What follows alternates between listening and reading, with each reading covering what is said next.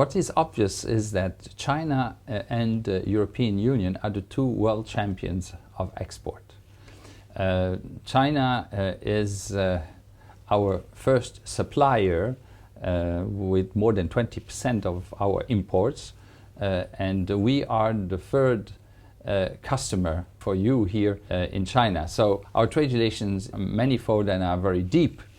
And I think both Europe and China would like to have less protectionism instead of more.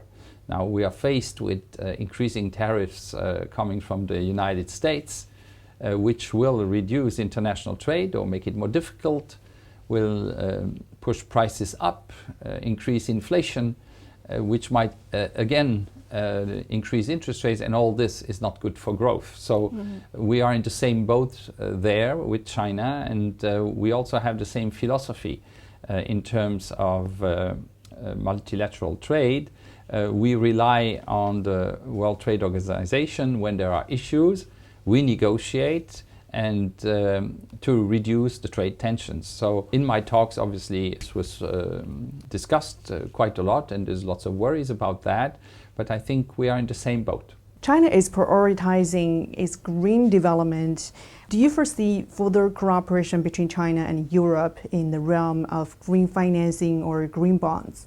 Europe is certainly the trendsetter and the leader in green bonds. I think of the European Investment Bank, for example, who was the first one to issue a green bond and is still the world champion in it. But I'm glad to see that the interest in China is increasing.